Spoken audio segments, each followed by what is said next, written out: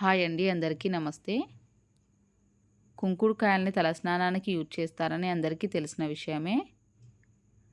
కానీ నేను మా ఇంట్లో రెగ్యులర్గా యూజ్ చేస్తానండి. అది ఎలాగో ఈ వీడియోలో చూపిస్తాను. ఆల్రెడీ సీడ్స్ తీసి పెట్టుకున్న 5 కుంకుడుకాయలని బాగా వాష్ చేసుకున్నానండి. ఒక బౌల్లో వాటర్ వేసి అందులో ఆ కుంకుడుకాయలను వేసుకొని పక్కన ఉంచుకున్నాను. అది బాగా నానతాయి వాటర్లో. స్టవ్ ఆన్ చేసి గిన్నెలో వాటర్ వేసుకోవాలి. అందులో మనం వాష్ చేసి పెట్టుకున్న కుంకుడుకాయలని వేసుకున్నాను. ఇది వాటర్లో బాగా మగ్గనివ్వాలి. నురుగు వచ్చే వరకు మగ్గనివ్వాలి. బాగా మగ్గిన తర్వాత వాటర్ని కిందికి దింపుకోవాలండి. అందులో నుంచి కుంకుడుకాయలను తీసుకొని పక్కన ఉంచుకున్నాను. ఈ వాటర్ని చల్లారనివ్వాలి. ఈ వాటర్తో నేను ఎన్ని విధాలుగా యూజ్ చేస్తానో ఈ వీడియోలో చూపిస్తానండి. ఒకసారి చూసేయండి. నేను ఎక్కువగా పాతకాలం పద్ధతులనే ఫాలో అవుతాను. నాకు ఇలా ఉండడమే ఇష్టం. అందుకే మన పెద్దవాళ్ళు ఆరోగ్యంగా ఉన్నారు. బకెట్లో వాటర్ వేసుకున్నాను. కుంకుడుకాయతో తయారు చేసిన షాంపూని కొంచెం వేసుకున్నాను. నా శారీకి మరకలు అయ్యాయని ఆ శారీని ఆ వాటర్లో నానబెట్టాను. ఇలా కుంకుడుకాయతో తయారు చేసిన షాంపూతో ఫ్యాన్సీ రెగ్యులర్గా యూజ్ చేసే డ్రెస్సెస్ ఏవైనా మరకలు ఉంటే చాలా నీట్గా ఈజీగా క్లీన్ అయిపోతాయండి.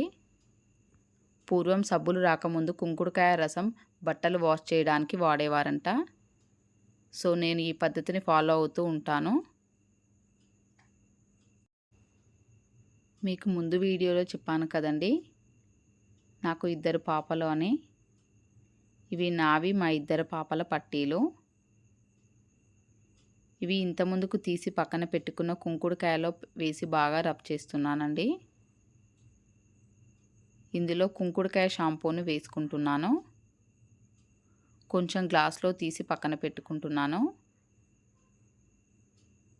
ఇది ఒక 4 అవర్స్ వరకు బాగా నానబెట్టాలండి. అప్పుడు పట్టీలకు ఉన్న మురికి మొత్తం పోతుంది. 4 అవర్స్ తర్వాత తీసి వాటిని బ్రష్తో బాగా రబ్ చేసుకోవాలి. ఇలా చేయడం వల్ల, బ్రష్తో చేయడం వల్ల లోపల ఉన్న మురికి అంతా పోతుంది. నానబెట్టిన దాంట్లో ఎంత మురికి ఉందో చూసారా అండి? బాగా రబ్ చేసుకోవాలి.